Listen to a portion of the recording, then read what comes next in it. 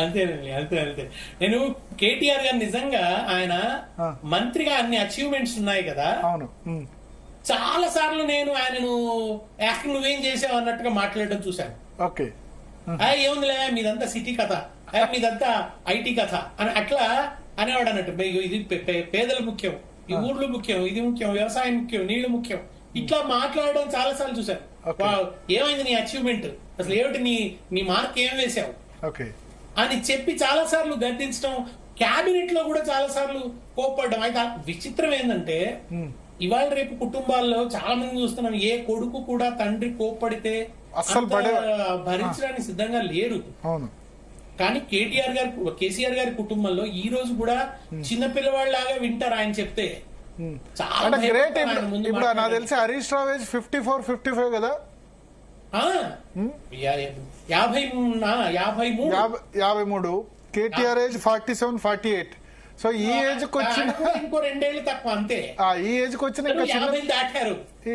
వచ్చిన ఇంకా చిన్నపిల్లలాగే చూస్తారు. చిన్నపిల్ల వీళ్ళ ఏజ్ కి ఆయన పార్టీ పెట్టాడు. పార్టీ పెట్టి ఆయన రాణించి ఓ స్థాయికి వచ్చాడు ఆయన. ఓకే. కానీ ఇప్పటికీ వాళ్ళని ఆయన అట్లాగే ట్రీట్ చేస్తాడు. ఓకే. సో అందుకని కానీ నిజంగా మీరు అన్నట్టు ఈ కొడుకులు ఈ ఏజ్ వాళ్ళు, మా ఏజ్ గ్రూప్ వాళ్ళు భరించట్లేదు. నాకంటే కూడా ఇంకా పెద్ద అనుకోండి, ఈ జనరేషన్ అయితే భరించట్లేదు తండ్రిని. 10-15 ఏళ్ళ వాళ్ళే భరించట్లేదు. తిట్టేస్తున్నారు, రివర్స్ లో తిట్టేస్తున్నారు. గ్రేట్.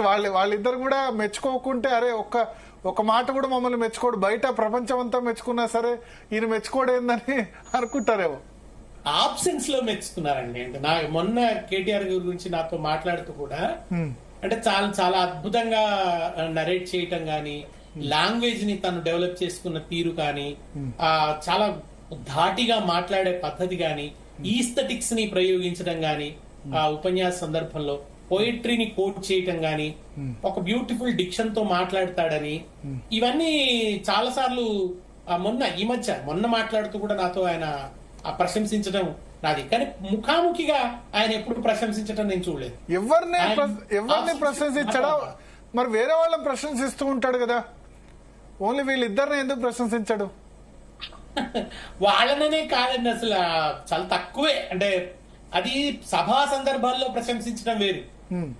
అంటే బహిరంగ సభా వేదికల మీద పొలిటికల్ లీడర్స్ ని ప్రశంసిస్తూ ఉంటాడు. బూస్టప్ ఇవ్వటం, అక్కడ రాజకీయంగా అది అవసరం గనక ఆ కాన్స్టిట్యున్సీలో అతన్ని నిలబెట్టడానికి కావాల్సిన బూస్టప్ ఇస్తారు. గాని పర్సనల్ టాక్స్ లో ఉన్నప్పుడు మాత్రం గడగడ వణుకుతారండి.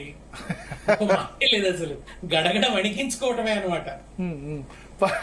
బహిరంగ సభా వేదికల మీద మాత్రం ఎమ్మెల్యేలైనా ఏ కాన్స్టిట్యున్సీ అయితే నన్ను ఇవన్నీ అడిగాడు, ఎన్ని అడుగుతావా ఇంకా అని చాలా సందర్భాలు చూసి అందరినీ అంటారు ఆ మాట. అందరికీ ఆ చనువు ఇస్తారు.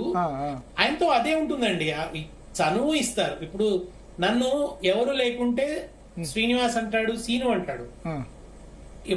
ఇంకొక వ్యక్తి ఉన్నాడంటే దేశపతి గారు అంటాడు. ఓకే.